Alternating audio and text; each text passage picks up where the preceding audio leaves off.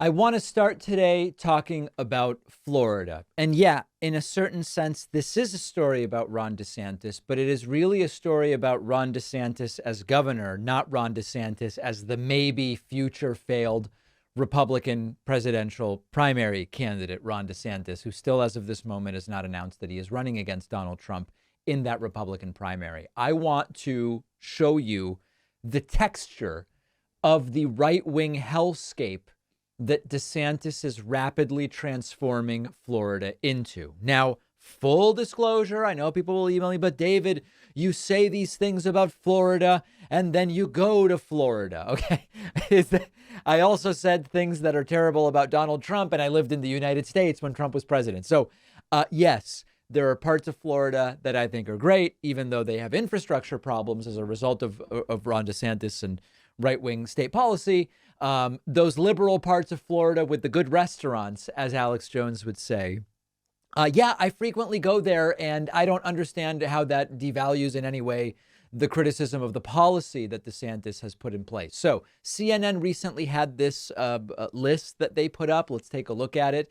In recent times, Ron DeSantis has signed a 6-week abortion ban, ended concealed weapons permits, the requirement for such permits, banned gender-affirming care for trans youth, restricted drag shows, expanded the Don't Say Gay law, blocked an advanced placement African-American studies curriculum class, and prohibited vaccine mandates.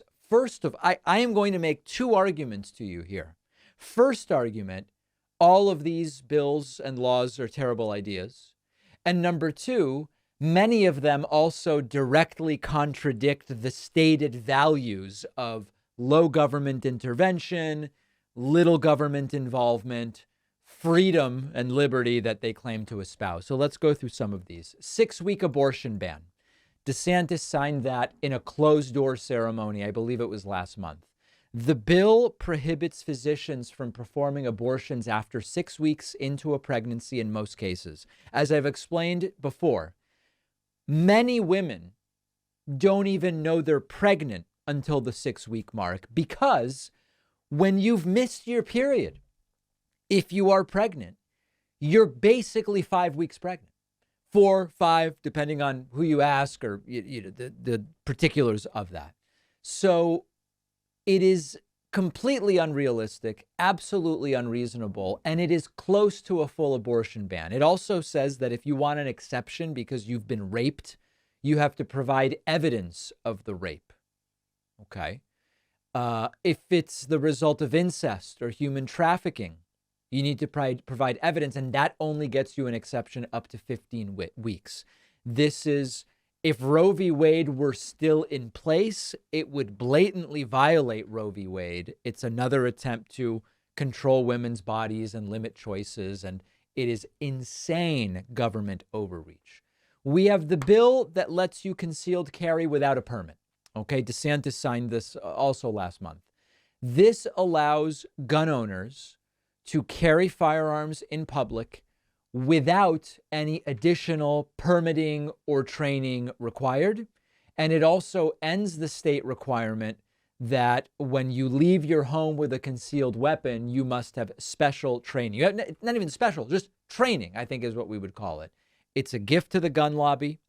It's a gift to the NRA. It's a gift to the more guns in more places. And it will make Florida less safe. It will make Florida more prone to gun violence and accidents. We then have this package of 5 bills that were passed and signed into law by Ron DeSantis. And here we are talking about a lot of bills that relate directly to the rights of the LGBT community. And here we're talking about a ban on gender-affirming care for trans youth. This will prevent doctors from providing hormone therapy or surgery to minors who identify as trans. You could argue that it is a form of denial of medical care, that you're taking away medical freedom, because what we're talking about here is saying, hey, here's people who may need certain services as determined by medical professionals. Instead, you have some Republican lawmakers saying you're not going to be allowed to do it. Restrictions on drag shows. This is a law that will prohibit any establishment that serves alcohol from hosting performances by drag queens or drag kings. You can argue that this is discrimination against a form of artistic expression. You can argue this violates free speech because at the end of the day, we're not talking about grooming or pedophilia or sexual assault or any of the things that they love to say are inextricable from drag shows. It's a form of expression, and it's a government banning that. We will see what happens. There's the expansion of Don't Say Gay. Don't Say Gay prohibits teachers from discussing sexual orientation or gender identity, except does it? Are you allowed to say, as a female teacher, oh, my male husband? Well, that is a discussion of gender identity, but that's not banned because we know what the real point of it is. It's to censor and silence LGBT voices, experiences, and the reality that all sorts of different types of people exist in our society and culture. There's the bill, in addition to this, which we talked about before, that blocks the advanced placement African American studies class from being offered in public schools. Remember, they framed it as they are forcing this indoctrination onto our children. It's an optional class. In my experience, it's not as though advanced placement classes are exactly super popular. I mean, they often fill, but what I mean is it's not like the entire school is even looking to take these classes. It's a whitewashing of history. It denies many of the struggles of Black Americans, and we've talked about it before. And then lastly, a bill that bans any vaccine mandates by any entity in Florida. That includes businesses, schools, and government agencies. Now, whatever your feelings are about a COVID vaccine requirement, and I'm there with you, if indeed the COVID vaccine doesn't prevent transmission, there is a case to say it shouldn't be required. The counter would be if it reduces the chance of hospitalization and death. For military readiness, it certainly seems like it could make a difference. But my point is, step back from the COVID vaccine. Think about how reckless and irresponsible it is to say you can't have any vaccine requirements, that you can't have any vaccine mandates, when we have so many vaccines that do prevent transmission and are quite literally public health godsends. There's probably some better word I could use that's less religiously oriented. These are bills that are harmful to Floridians, but they're also harmful to democracy. And many of them run directly counter to the stated values that these Republicans claim to espouse, which is they say freedom, liberty, do whatever you want, government only involved when absolutely necessary, freedom of speech, freedom of expression. Except, well, no drag shows and no doctors and patients deciding what's best for them and all these other things. The takeaway is their principles evaporate as soon as they conflict with the political reality that they are trying to fight. Radical and repugnant Republican Congresswoman Marjorie Taylor Greene now has come up with the wild claim that Antifa killed a police officer. This is not true. This took place during a recent hearing. LGBTQ Nation says Marjorie Taylor Greene told Congress Antifa killed a cop. She was dead wrong. Police shot Manuel Terán 57 times. Greene said they're proof that leftists kill cops. Let's go to the hearing where Marjorie Taylor Greene is now wearing glasses, apparently in an attempt to look more intelligent. I don't know. You want to talk about human lives? Well, it seems to be that being a police officer is a target for Antifa because they actually murdered someone there. They actually murdered a police. Oh, you don't know. That's right, because you don't study left-wing extremism from your nonpartisan so-called nonprofit. But let me tell you about it. There was a 26-year-old activist, Manuel Terán, shot and killed Georgia State Patrol trooper there. That was this year. You're right. Not last year. It was this year. So left-wing extremism is definitely on the rise, and murder is a big part of it. Okay. That is false and misleading. The individual she's referring to, and it's not Manuel, like your VCR manual, it's Manuel. Manuel Terán was not a member of Antifa. He was an environmental activist who opposed the construction of a police training facility in Atlanta. He was killed by police officers who shot 57 times during a raid on the protest camp. No police officer was killed in the incident. It's not even a question of who did the killing. No police officer was killed in the incident. There was a state trooper injured by a gunshot.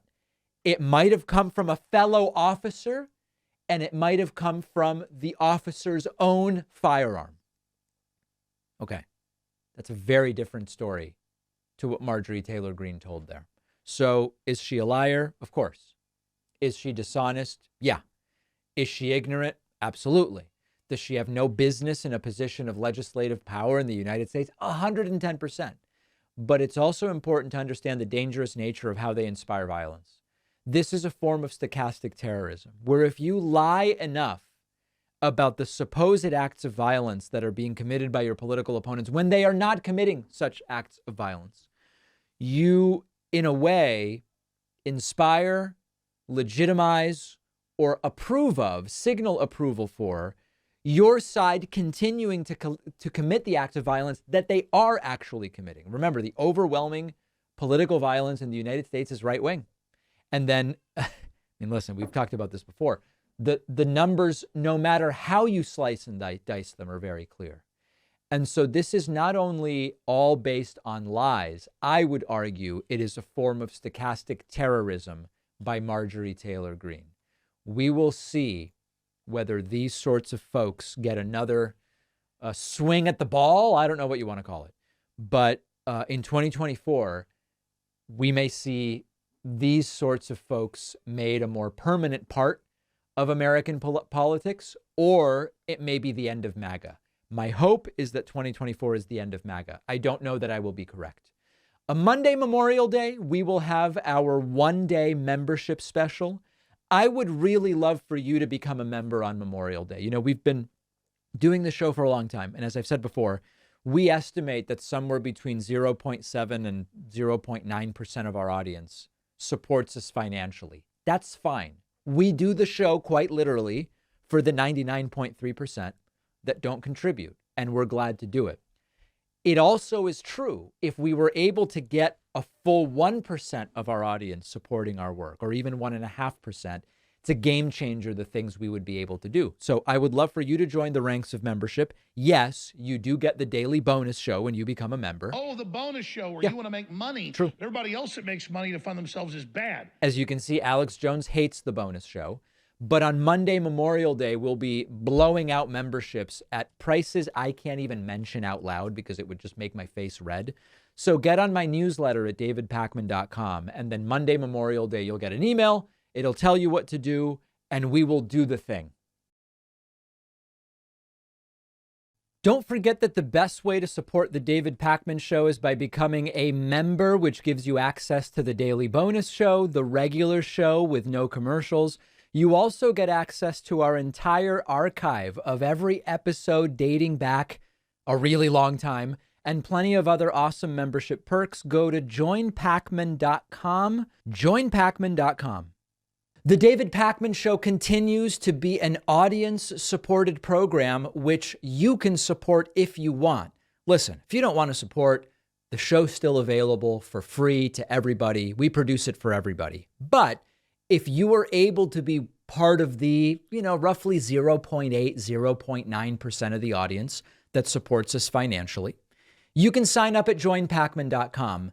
And I think that would be a beautiful thing to do.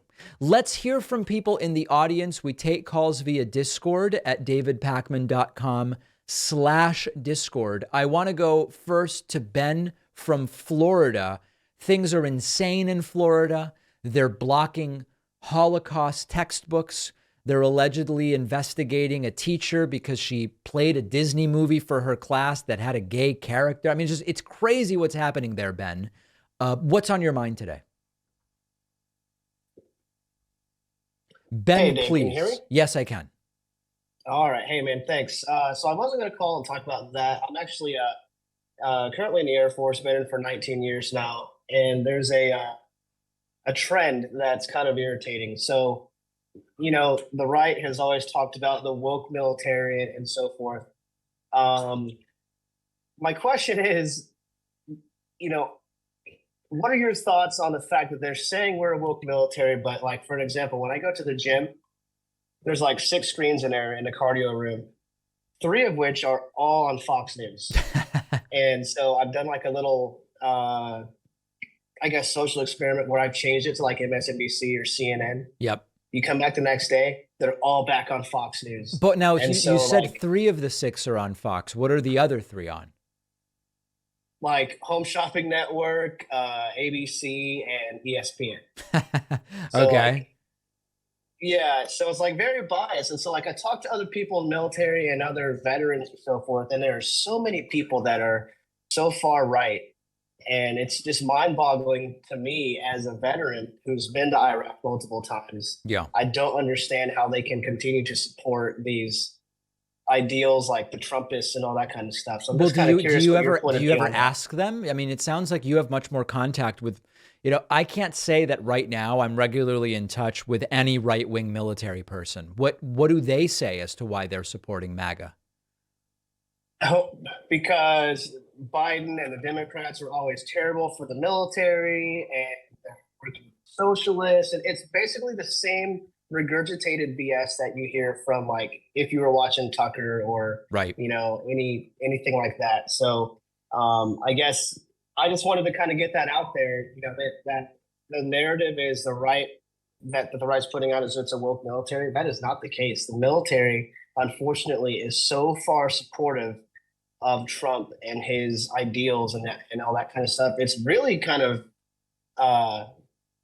irritating to me and kind of scary. I'm like, dude, these are people that I've gone to war with and they know what we go through, but they do not really support what our uniform is supposed to stand for. So do you find that your branch, the Air Force, is more or less MAGA than the rest of the military? I can't really speak for a lot of the other branches, but I will say that it's more MAGA than you would really expect. No offense to other branches. I apologize for the truck going by.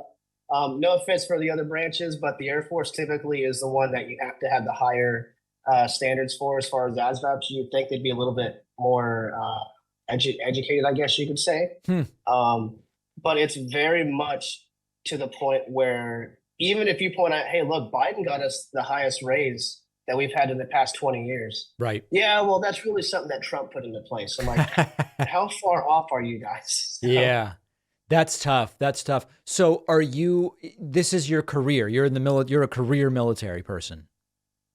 Correct. Do you see yourself shifting to something in the private sector at some point, or you want to stick it out? So I've got a year left till I can retire. Oh, so okay. I'm gonna ride it out, and I might do over 20. But to be honest with you, man, if Trump somehow finds his way back to DC, it may be time to punch out before it gets even worse. So. Well, but by then you'll be able to retire. It sounds like, because it'll be more than a year before that happens. Right. But, sometimes, at once I thought about, man, maybe I'll do over 20, 22, 25 years. So I do love my job. But yeah. At the same time, it's getting harder and harder every year, man, to stick it out. So. Yep. No, I understand that. Listen, Ben from Florida, fascinating insights. Thank you for your service, and I appreciate you calling in. All right, Dave. Thanks for talking to me. We'll talk to you soon. All right. There is Ben from Florida. Wow. I mean, downright scary stuff happening in the military. And we know it, right? I mean, we've covered extremism in the military, white supremacy in the military, etc. Let's go to another Ben. This time we'll go to Ben from France. Ben from France. I assume you're calling from the country of France. Is that correct? This is true.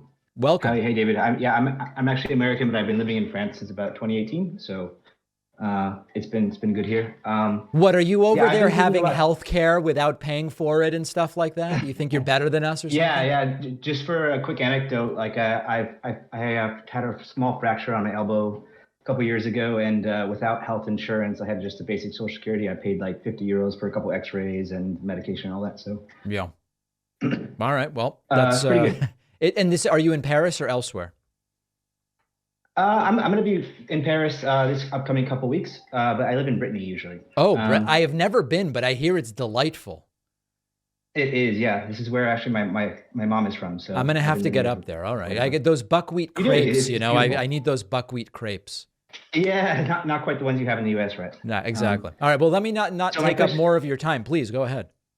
that's all right. Yeah, no. So I've been thinking, been living here for a while and watching the U.S. content for a while, and I notice it's really the culture war is taking up more and more of the air, it seems like, and we don't quite have the same thing here in Europe. We do have somewhat of it, but I still think like the workers' issues and economic policy don't get quite the discussion that they should. I guess my question for you is, does this concern you at all? And like, what economic policy do you think would you like to focus more on if you had more of an opportunity to? For example, I've been writing for a while on universal basic income.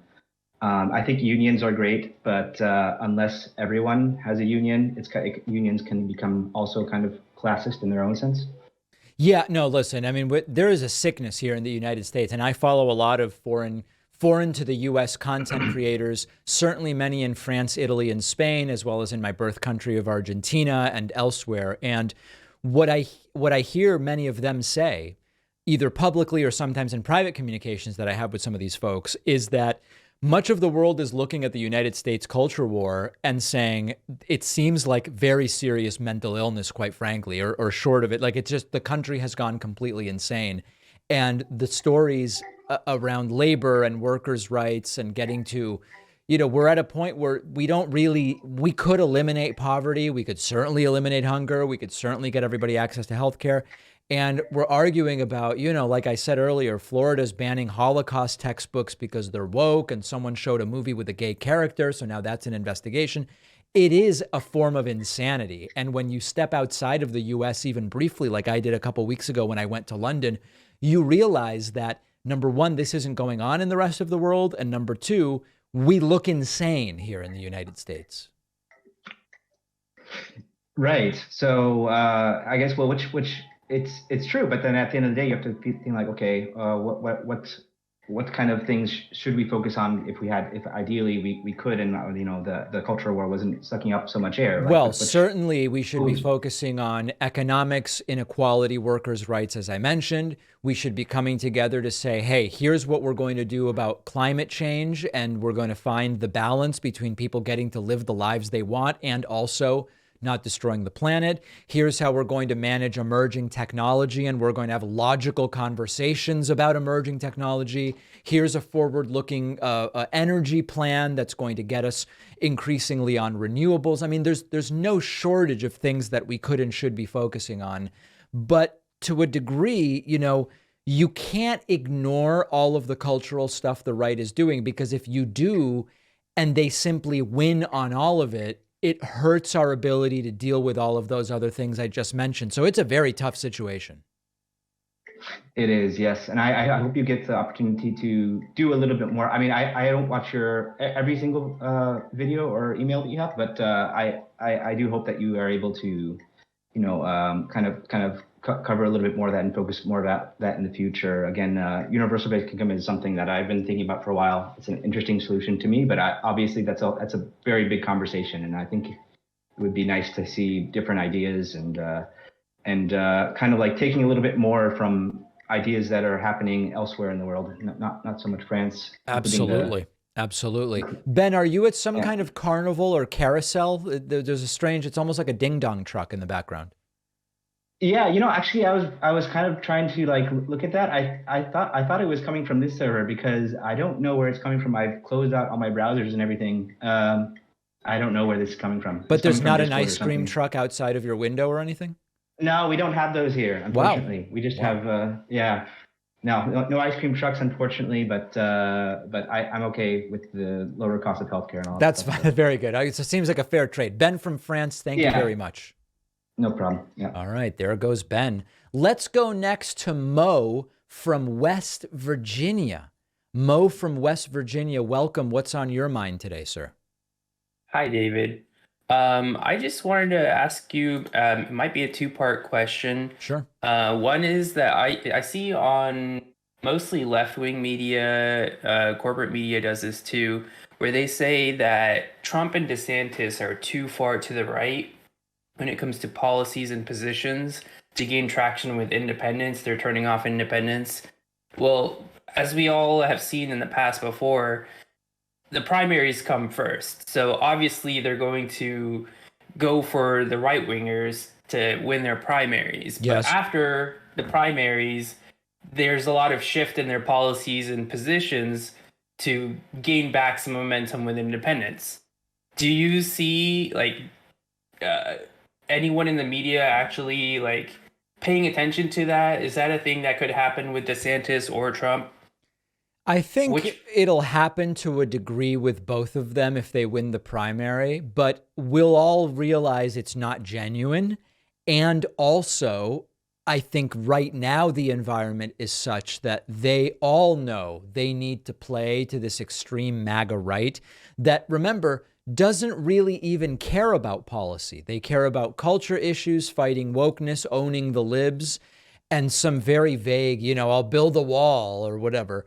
I actually think there's more risk right now to the Republican candidate of playing to the middle in the general, that they will turn off some of those extreme voters. So I think to some degree, whoever wins the Republican primary will make a slight play to the middle.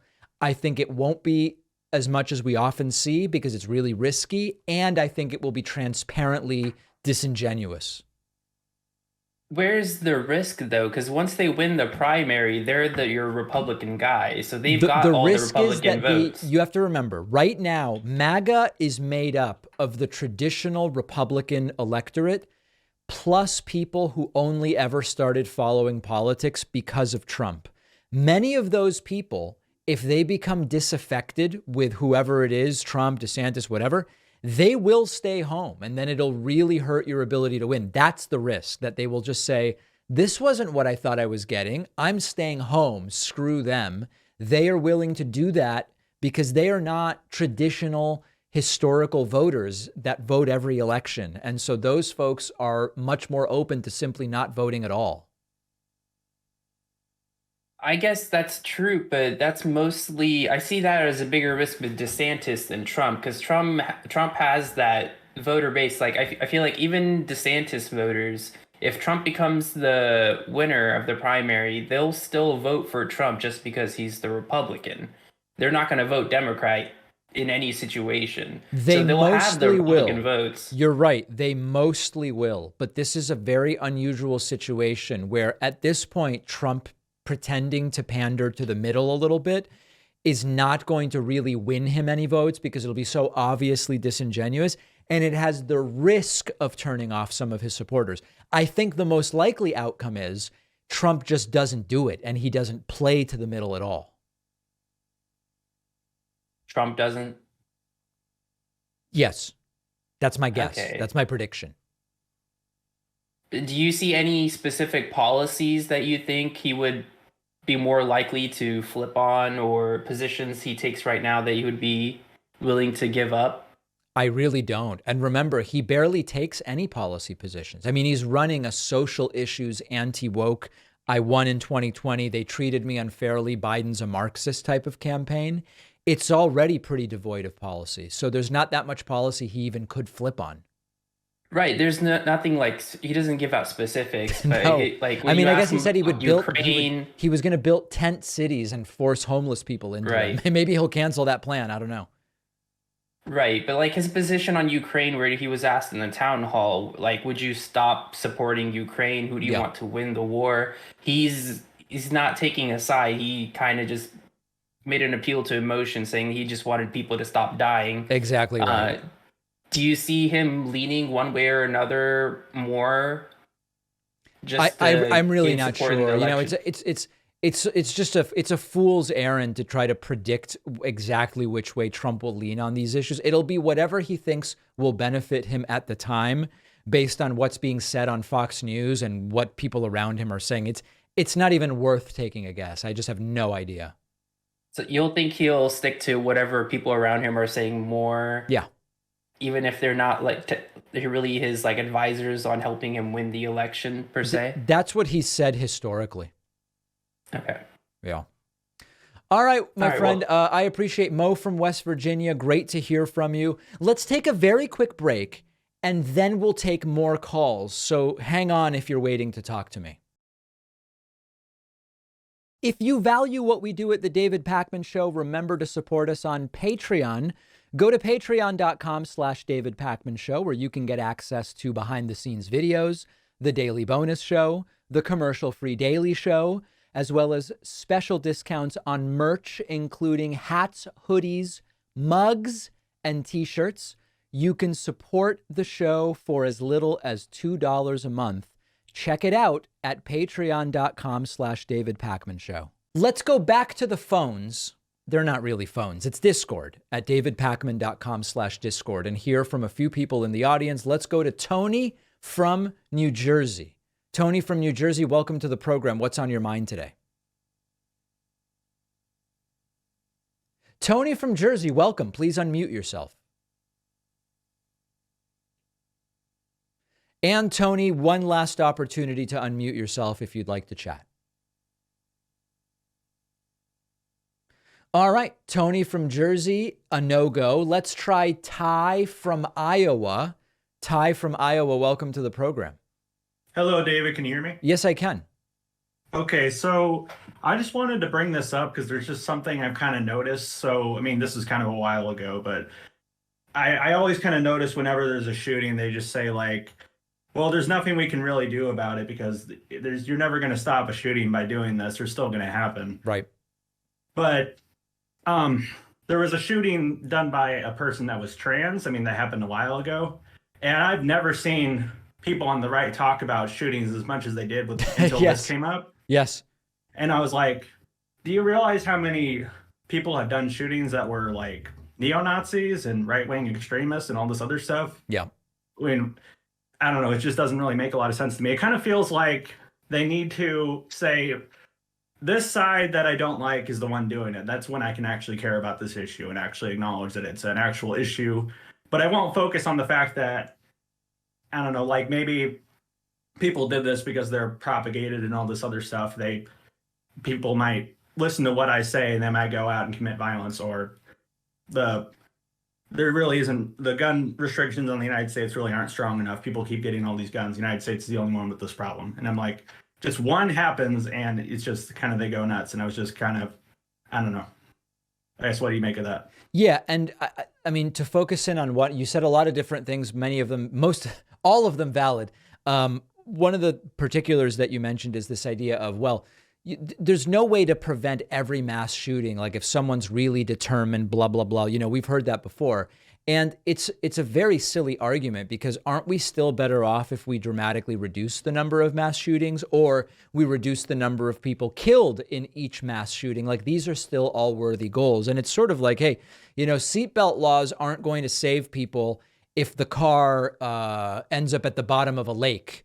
Okay, right. But in some scenarios, the seatbelts will save people, so we should still do it. And then let's figure out what to do about the drowning. Maybe we need better guardrails on bridges and things like this.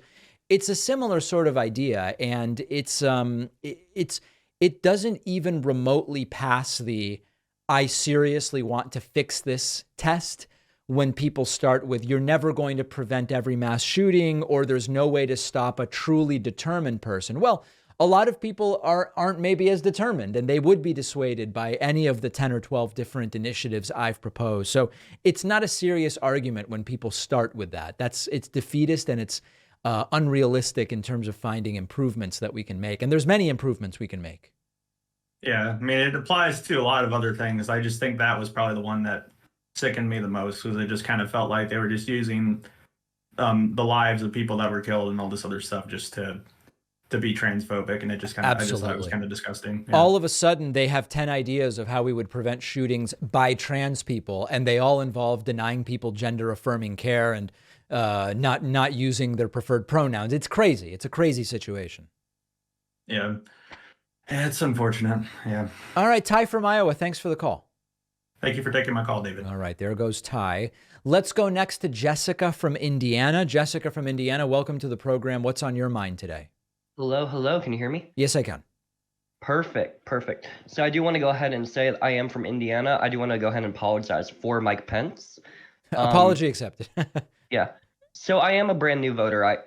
just recently with my first local election, with it being speculated that Ronnie is going to be running for the Republican nomination in like next week, Trump having even more accusations of corruption, sexual harassment, and so on. How do you see the near future of American politics being, especially for a young person in a very, very red state like Indiana? I hate to say this, but I think until the 2024 election is resolved, I don't think we are going to see any serious adult policy conversations about materially improving the lives of young people in red states.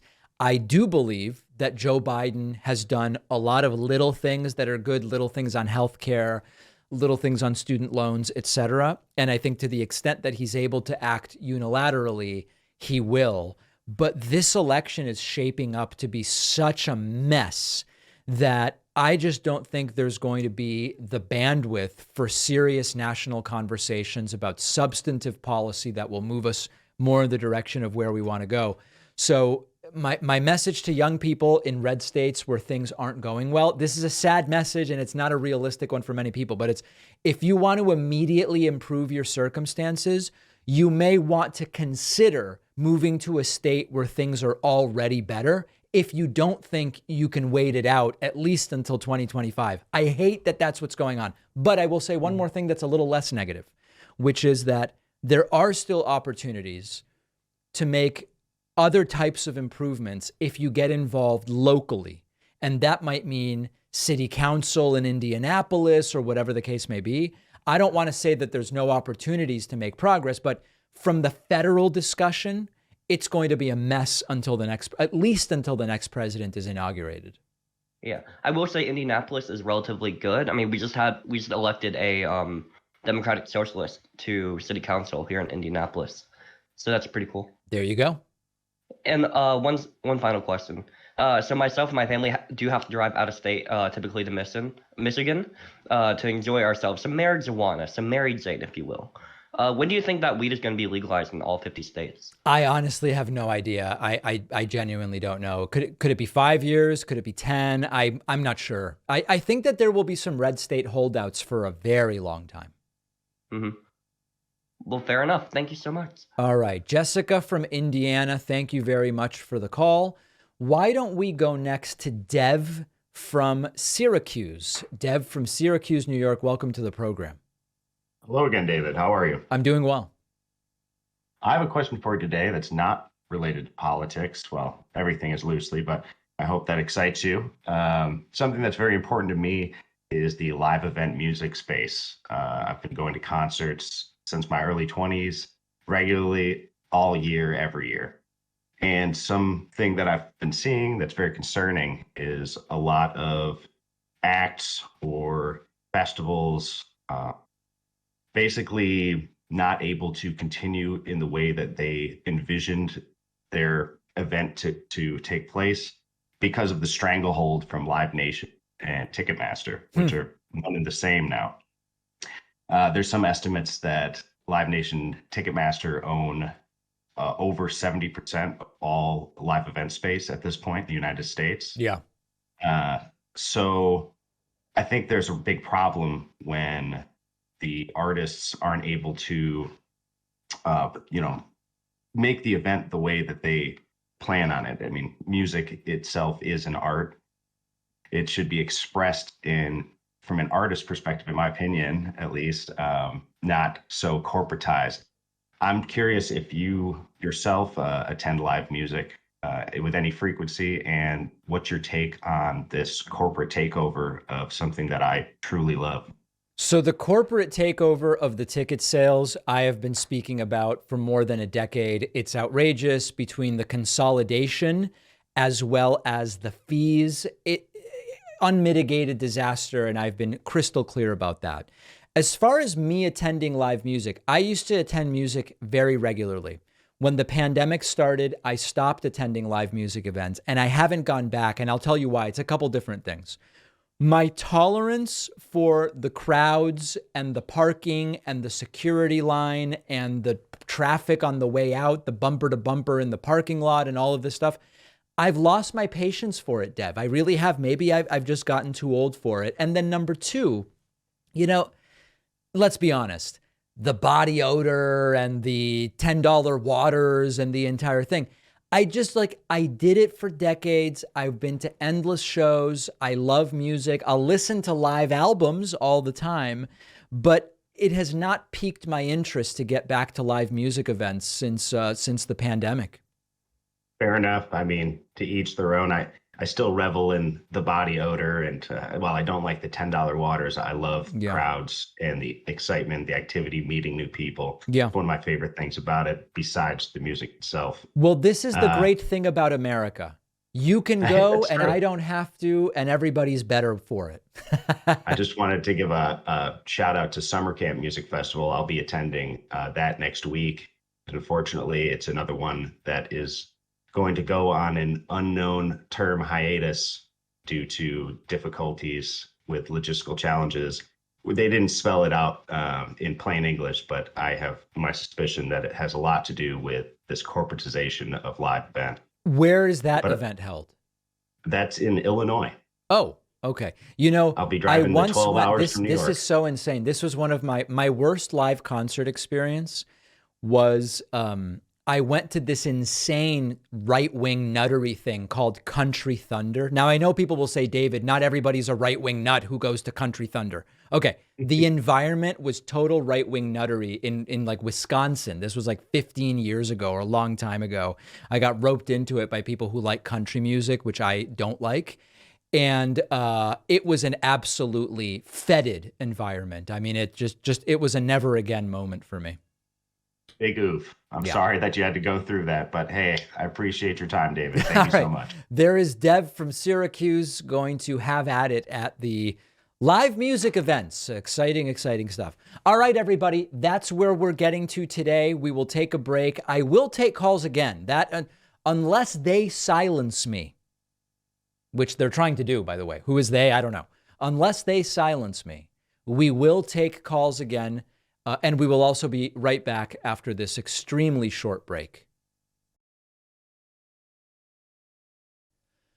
Follow us on social media. Interact with the David Pakman Show community. See exclusive content. See when we're taking calls live. And stay up to date on other big show announcements. We post daily. Find us on Reddit, Twitter, Instagram, Facebook, Discord, and TikTok. All right, let's get to some of your emails, tweets, Reddit posts, smoke signals, and telegrams that have come in over the last week or so. You can always email info@davidpakman.com if you have feedback for us, and let's just get right into it. Melvin Peachy came to I don't know why I find that name funny. Melvin Peachy says, dude, you need Jesus. How can you mock people and their faith? There is THERE, which is the wrong there. Listen, Jesus is not for me. Mocking people and their faith. Listen, this is not about mocking anything that brings meaning to individuals. When we get to a point in society where beliefs that make no sense literally are being imposed on civil government to make law, then I have a problem. And yes, I may on some level mock those beliefs there. When it comes to private religious views, if you want to privately believe in Noah's Ark or the Zeus or Thor or that, a Jewish carpenter was the son of God, born to a virgin, died, then came back to life and walked on water or whatever. If you want to privately believe that and not impose it in any way on civil governance and the way that this country runs, okay, go ahead and do it, right? I mean, I don't think it's accurate, but go ahead and do it. But the second that these right-wing extremists introduce religious justifications for telling women what they are allowed to do with their bodies in consultation with doctors, as well as, I guess, your sacred texts now are part of the consultation. No. And at that point, we're going to say this doesn't make any sense. And I don't believe that the left should apologize for that. Believe whatever you want to believe, but not only don't impose it on others, don't use it as a justification for civil government to run in any particular way. And that is absolutely my position. Craikson says about the mass shootings that we continue to have in the United States, we've become numb to all this horror. That in itself is an indictment of American culture and government policy. I could not agree more. And this is something I was recently interviewed for a forthcoming written profile, which I'll share with you when it's published. And the topic of sort of becoming desensitized to insanity came up. And I do everything I can as someone who covers a lot of these sorts of things on a daily basis. I do everything I can not to become desensitized. And, during Trump, by the thousandth time that he does something bonkers, like using a Sharpie to draw on a hurricane map or sending a reporter out of the room like they're being sent to the principal's office, it's important to fight normalization and hyper-normalization of crazy things. And I try to remind myself of that. But I admit, it can be tough not to become desensitized to some degree. And the mass shootings, on any day of the week, you can go to Gun Violence Archive and look at the last 72 hours, and you'll see individual gun homicides and mass shootings every single day. And sometimes they don't even really make the news. It's an absolutely terrifying reality. But it is where we are right now. And we have to find a way to do something about it. Posted to the David Pakman Show subreddit by Lochnar, asking opinion on Tulsi Gabbard as Trump's VP pick. Writing, I think Tulsi might be an option for Trump's VP pick, as she would fulfill the requirement of being a woman, as well as being a Russia Putin apologist. I think her not being white could easily be spun into a positive for racist right-wingers. She's proven to have no limit when it comes to debasing herself for her own personal gain, and might pick up some low information voters that still think she has some credibility or integrity. The whole being disillusioned with and leaving the Democratic Party could be turned into a strength. Most of all, I think she fits Trump's image requirement that he wants someone that looks like they're from central casting. I'm not trying to be sexist myself, writes Lochnar, but looking at the situation from Trump's perspective and how image obsessed he is, I don't think he'd go for someone like Marjorie Taylor Greene for that reason. Nikki Haley, I guess, would be the most obvious choice, but I really think the possibility exists for Tulsi to get picked. I'd probably put her before Carrie Lake anyway, with her just basically being a sore loser. Anybody else think this is possible? Yeah, so I have two thoughts on this. One, I don't believe Tulsi Gabbard is going to be Trump's VP pick, but I agree with all of the reasoning that Lochnar lays out for why Tulsi would actually check a lot of the boxes. She would be I'm reading the late David Graeber's book, BS Jobs. And he talks about one category of BS jobs is box checkers, so to speak. And Tulsi checks a lot of the boxes. She's not tough on Putin, which works well for Trump. She has, even though the right now says they're against identity politics, she actually checks some identity boxes that would allow those on the right to say, see, we're not sexist, we're not racist, it's a non-white woman. I guess Tulsi Gabbard's not white. It's not totally clear. She's Native Hawaiian, I think, or Native American. I'm not actually sure. I don't do the identity thing, so I'm actually not sure what the deal is with that. She left the left, which is super popular. Dave Rubin made a bunch of money by leaving the left, and so she has that. I agree 100%. For a bunch of reasons, Tulsi would be a great pick for Trump. I don't think she is who Trump is going to go for. From the YouTube channel, Dynamic Photography says about gun violence. There was an insane amount of murders by stabbings and vehicular impact over the weekend as well. Are we going to discuss banning knives, and vehicles as well? Newsflash, we need to get to the bottom of our mental health epidemic ASAP. It's way deeper than the tool that's used. Well, again, we need to do both. I am with everybody on the right who says we need to deal with the mental health crisis in this country.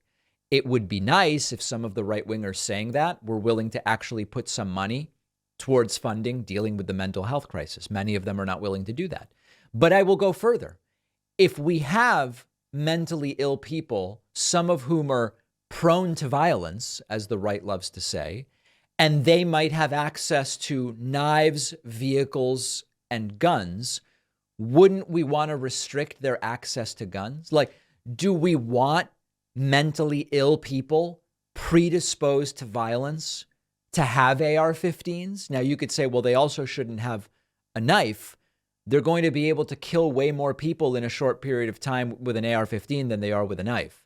And then, often they go to this vehicle thing. Yeah, you can use vehicles as a weapon, but vehicles primarily have a completely different purpose. That is not to shoot people. Oh, but guns can be used for target practice. Okay, yeah. But the primary function of the history of a firearm was as a tool of war and as a tool of killing, not as a tool of target practice. Primary function of a vehicle is transportation. And so they get all mixed up about it. It's kind of sad to see, but we've got to keep rebutting it because they keep saying it. Matt White's posted to our Facebook page, conservatives time after time come around only when it happens to them. They are binary, zero-sum, immediate gratification thinkers without the capacity for empathy until it lands on their lap. I am afraid that the majority of gun fetishizers and Second Amendment contortionists will keep at it until the accumulative, corrosive effects on society force their hands. By then, it may be too late for civil America. Yeah, I mean, we've seen many anti-gay Republicans who all of a sudden their nephew comes out or their daughter and they change their view. And unfortunately, that's going to take too long and it's impractical when it comes to waiting around for that to happen with gun violence. It just doesn't make sense, and it would be an insane amount of death and destruction. So I think the comment is correct. Personally facing gun violence might change the views of some of these Republicans. Some would not change their minds. But that we can't rely on that as a way to fix the problem. Frederick Simon said on Facebook, I'm sorry to say it, but I think a lot of American people are willing to destroy the country because they think Biden will not make it through the entire next presidential term if he wins, and the vice president would take over. This is the only reason I can think of, because if Trump wins, we know where the country would be headed, a dictatorship. Yeah, listen, I'm not 100% sure I understand this one, but I wanted to include it because there is something really important here. Would Trump turn the U.S. into a dictatorship if he could? I think it's plausible that he would. When George W. Bush said this would be a lot easier if it was a dictatorship or whatever the case may be, I don't think Bush would turn the country into a dictatorship given the opportunity. I do believe that Trump actually would, but I don't believe he's going to really get that opportunity. And I know every time I say this, people write to me, they say, David, that's dangerous for you to say that because you're minimizing the... No. I'm not minimizing the threat. I've been crystal clear about the dangers presented by Trump. I do not believe that if Trump got 4 more years, he would turn the U.S. into a dictatorship, even if that would be his preference. If you disagree with me, let me know. Michael wrote in with a podcast question. He says, hey, David, Mike here, longtime viewer, first-time emailer. I saw you on Lex Friedman's podcast, which is great. I've been watching both of you forever. It made me wonder, when someone like you does a podcast such as his, is there payment involved? For that matter, do any podcast guests get compensated, or do people view it as an opportunity to get their name out there? Thanks in advance. Okay. We have never paid any of the 1,000+ guests who we have interviewed, and I have never been paid to be on any podcast either. That being said, we have been asked for payment a couple of times by guests. I won't tell you who they were. They actually weren't really big names. It's interesting. The really big names seem to understand. You either do it or you don't. It's either worth doing or you don't. You either have time for it or you don't. But you don't ask for money. Mid-high level guests are the ones who have asked for money in the past. Is this a paid appearance? We would do a paid. And the answer is always no. And I believe this is basically always the case. Now, the exception to this would be if you get invited, like right now, for example, I'm in the middle of talking with it's not a podcast, it's a show that films in a different part of the country. And there they do offer compensation. It's not a podcast appearance. It's sort of a program that is being cast, and there's a fee, and they pay travel. It's sort of a different thing. But as far as podcasts like ours, we have never paid anyone. I have never been paid, and I have never heard of anyone being paid. Okay, Richard Harris commented on YouTube. I find it incredible that so many Americans could even contemplate voting for Republican candidates after what we've seen of Republican policies, particularly with regard to abortion and other healthcare issues. Is stupidity or ignorance mostly to blame? Well, stupidity and ignorance are kind of the same thing. I think the better question is it stupidity? Is it selfishness? Or is it a complete disregard for other people that is to blame? And I think the answer is it's a combination of all of those things. And I've spoken about this extensively before. And unless we deal with all three of those aspects, I worry we're not going to be able to get out of this sort of doom stupidity cycle in which we find ourselves today. Let me know what you think. Stupidity, selfishness, or lack of concern for others. Which is more to blame, and what proportions? Send in your emails, info@davidpakman.com. Remember that Monday, Memorial Day, we'll be doing a one-day membership special. It's going to be explosive like nothing you've ever seen before. If you've been thinking, maybe I'll sign up, I don't know, it sounds kind of interesting. Monday, Memorial Day is a great day to do it. All you need to do in order to be notified about the Monday membership special is to get on our newsletter at davidpakman.com. We'll see you on the bonus show. We'll see you back on Monday.